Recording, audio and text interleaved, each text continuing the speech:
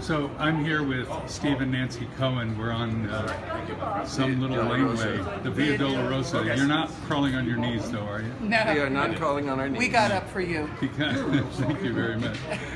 Here in Jerusalem, Steve, you told a story today about your son that was pretty impressive. And heartfelt and painful and all of that. I've got people watching me as I travel the world just now. They'll be praying for whatever we tell them. So what would you like them to pray for? These are friends of mine who don't know your son. Okay.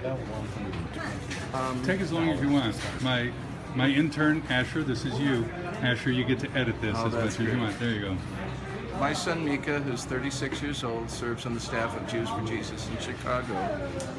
Is battling Huntington's disease, the same disease that his mother had. She lost the battle in 2007.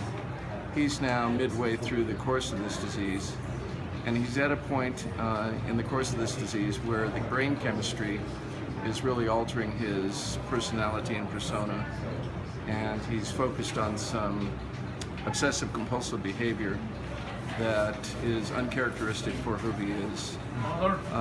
Recently, his wife Leah had to have him put into a psych ward because she couldn't manage the compulsions and the obsessions that he was dealing with, in order to help him be able to get the medication that he needs, because that is something in Huntington's disease that can be managed with proper treatment. I called him just a couple of days ago to let him know we're praying for him, and so many people here in Jerusalem have said how they're praying for him, and it was a blessing for him to hear that.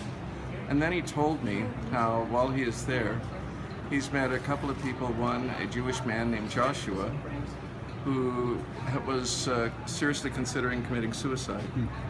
And Micah sat down with him and opened his Bible and shared the good news and the hope that he has. And Joshua prayed to receive Jesus as his Messiah, which is just a wonderful thing. And another fellow who wasn't Jewish, named Felix, was battling some real challenges. And Micah sat down with him and opened his Bible and shared the gospel and prayed with him to receive the Messiah. We're on the Via Dolorosa, the way of suffering. And sometimes the way of suffering leads to a cross and then leads to nothing else. But in those cases, this suffering sounds like it led to a gospel encounter that leads to an empty tomb. Yes. That's pretty awesome. It really is. So the people who pray for me are now going to be praying for Micah, 36 years old. And Leah. And for his wife and 2 kids. Yes. That they might be able to sort out what's going on and stand with husband and daddy, grandpa, yeah, and the whole mishpacha. Well, I'll ask them to do just that. Thank you, Bob. It's such a blessing. And for those who are willing to pray, just encourage him in your prayers by letting the Lord know that you're standing, even if he never sees you or meets you or even hears from you. We know that's a blessing.